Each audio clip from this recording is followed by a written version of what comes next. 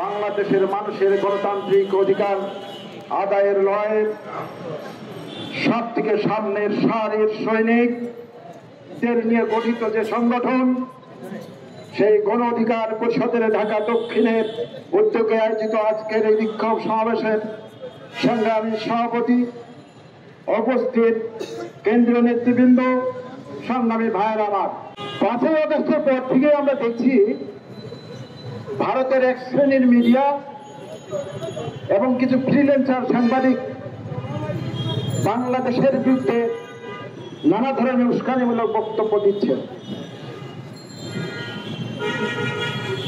বাংলাদেশকে নিয়ে আন্তর্জাতিক নানান ধরনের ষড়যন্ত্র আভাস পাওয়া যাচ্ছে।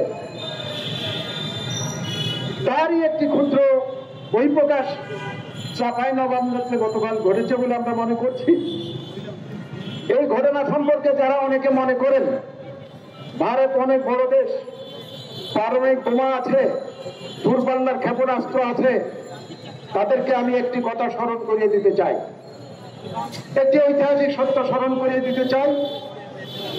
আধুনিক কালের ইতিহাসে সব থেকে দীর্ঘমেয়াদী যে যুদ্ধের ইতিহাস, আধুনিক সভ্যতার সব থেকে রক্তক্ষয়ী যে যুদ্ধের ইতিহাস, 27 বছর ধরে যে যুদ্ধ হয়েছিল ভিয়েতনামে,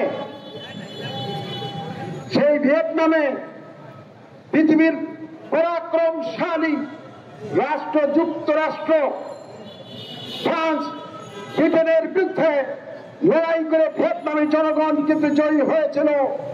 ভারতের এই আগ্রাসনমূলক কর্মকাণ্ডের সাথে যারা জড়িত তাদেরকে পরিষ্কার ভাবে বলতে চাই, ভিয়েতনাম থেকে শিক্ষা নেন। ভিয়েতনামে আমেরিকা, ফ্রান্স, ব্রিটেন পরাজিত হয়েছে, আর বাংলাদেশের মানুষ যদি ঐক্যবদ্ধ থাকে, মনে রাখবেন, ঐক্যবদ্ধ জাতিকে পরাজিত করা যায় না, হত্যা করা যায়।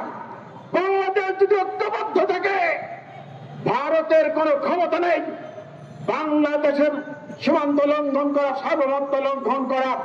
কাজেই আমাদের জাতিকে আজকে ঐক্যবদ্ধ থাকতে হবে। বন্ধুরা আমার, আমাদের অনেকগুলো জ্বলন্ত বিষয় আমাদের সামনে উপস্থিত হয়েছে। আমরা দীর্ঘ 15 বছর একটি তত্ত্ব শাসনের মধ্যে ছিলাম।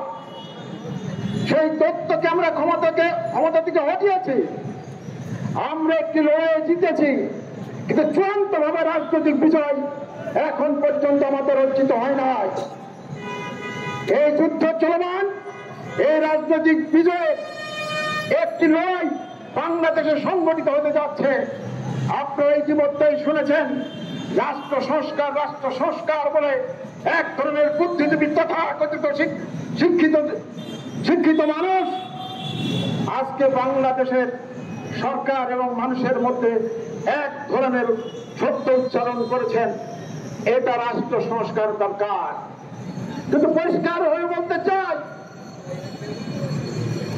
যদি গণহত্যার বিচার না হয়, যদি 28 লক্ষ কোটি টাকা যারা পাচার করেছে, শুধু তাই নয়, এই টাকা পাচার তো মন্ত্রী এমপিরা করে না, এই পাচারের সাথে জড়িত যত টুলস এন্ড মেশিনারি আছে তাদের বিরুদ্ধে এখন পর্যন্ত তদন্ত করা হয় নাই। একজনের টাকা পাচার করতে অন্তত 20 জন মানুষ জড়িত থাকে। তারা কারা? তারা এই ঢাকা শহরে ঘুরে বেড়াচ্ছে।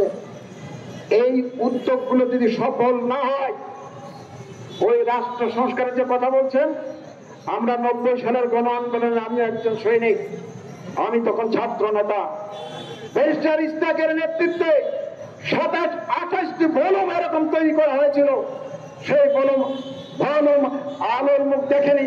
তেমনি ভাবে বলতে চাই, এত কথার দরকার নেই ভাই, পরিষ্কার গণহত্যার বিচার করুন, গণহত্যার বিচার করতে হবে।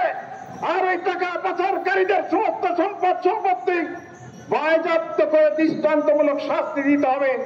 দেখেন দেশটা কেমন তারের মতো সোজা হয়ে যায়।